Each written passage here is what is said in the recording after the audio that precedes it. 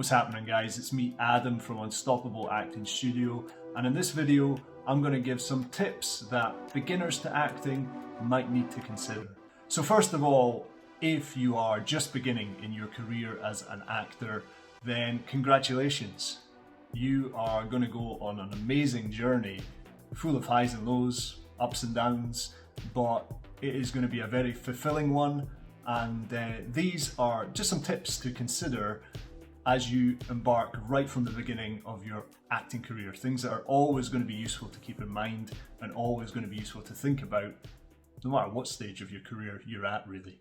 The first thing I think you should consider is that as an actor, you have 3 different instruments to play with at your disposal. The first one is your voice, the second is your body, and the third is your imagination. Now, obviously, like any instrument, you have different elements that you can play around with, and it's exactly the same if we play around with these 3 different instruments when we approach building a character. So, for example, you may be able to manipulate your voice, your pitch, the rhythm and tempo as to how you speak, the way you articulate certain letters, to add something to the portrayal of a character. You, in turn, may be able to manipulate your body, your physicality, in order to portray a certain character as well. These can be slight things, slight changes to your posture, where you put the weight on your feet as you walk, the tempo in which you move, all of which have several different implications to the type of character that you are portraying. Perhaps, in my opinion, the most important instrument that you have is your imagination. Without the imagination, the actor is nothing, really. You're just the person up there on the stage saying lines. The imagination is the thing that allows us to fully flesh out 3-dimensional characters, to fill in the gaps of maybe what's not given to us in a given TV script or play. It allows us to make choices as an actor, to put ourselves in somebody else's shoes and answer those fundamental questions that Stanislavski asks of: who are we talking to? Where are we? What are we doing? And perhaps most important, why are we doing it as well? An actor that doesn't engage their imagination is an actor that will only get so far within their acting. And there's loads of exercises you can do to strengthen your imagination as an actor. I'm going to put a link to one of them in the description here, and also it should show up somewhere on the screen right now. But that's something I highly recommend that you don't take for granted, is your imagination as an actor. So those are the 3 tools that you have at your disposal: voice, body, imagination. The next thing to say is, as you go into your acting career, you should understand that, well, actually acting isn't really acting. It is not our job to become a completely different person when we are acting. It is about finding an element of truth. It's about bringing something of ourselves into the role that we are playing and being able to find a truthful portrayal of that character. That is what we're gearing towards. That is what we're going for. And if you fall into the realm of becoming too much of another person, or stretching to try and achieve a character that really is unrelatable to you, then chances are you're going down the wrong path as an actor. And it's always about bringing it back to something that's truthful within you. That brings us nicely on to these 2 other points, is that a lot of the time in acting you can do a lot less than you think you need to. A lot of people, they feel if their character, they have an obligation to make their character angry, then they must show the biggest extreme of anger that they can. They shout, they scream, they stomp around to show that their character is angry. However, if we look at that emotion on its own, anger, we need to understand that there's many different colours of anger that can be painted. Like, sometimes anger is just this thing that's bubbling underneath the surface, and just to have it swimming around inside of us is enough. That we can feel really quite angry about something, but maybe we're not outwardly showing it yet. So sometimes it is possible to do a lot less than you think when you're acting, rather than having to show and display what is going on. Sometimes it can be a look in our eyes, a twitch of our face.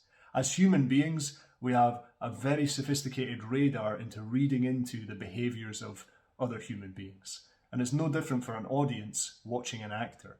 So never take for granted the audience's ability to read in what you are doing as an actor.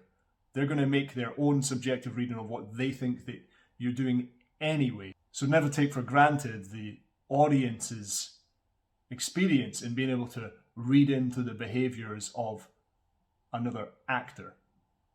They can read into the slightest of details. The twitch of an eyebrow, the move of your face, a look in your eye. To talk about a very famous film, The Godfather, and this is a bit of a spoiler alert, but the film has been out about 50 years, so if you've not seen it yet, sorry.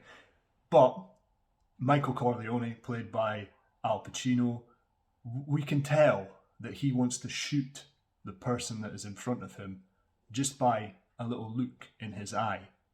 Like, we can tell he's made that decision. He's thought about it in his head. He's got the intention there. And the intention alone is enough to make us believe that he wants to shoot the other character in front of him. He doesn't say nothing. He hardly does anything. He just gives this look in his eye. And that's an example of doing a lot less as an actor, but still being able to put across a huge idea. So the next thing to say is, don't force it. Don't force any emotions. If you see in your script that you have the obligation to cry, if you start trying to push out tears, you're just going to do that ugly crying face and look a bit silly, look a bit ridiculous, right? And if the objective is to try and achieve tears, then you're not really going through the layers and sophistication of the different emotions that you need to go through to get to the tears in the first place.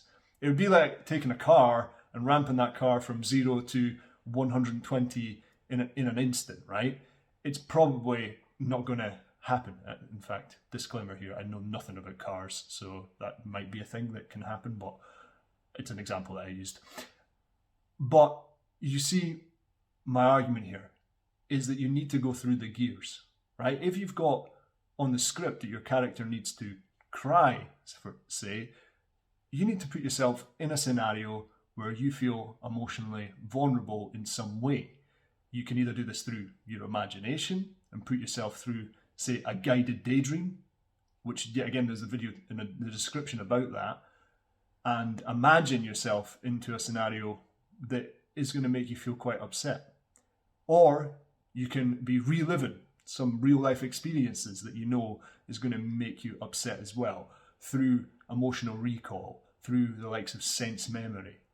But don't try to achieve the emotion.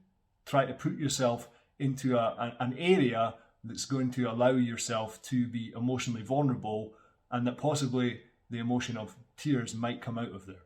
If it doesn't happen, it doesn't happen. You can't force these things. And by forcing emotions as an actor, it's just going to lead to bad, generic acting.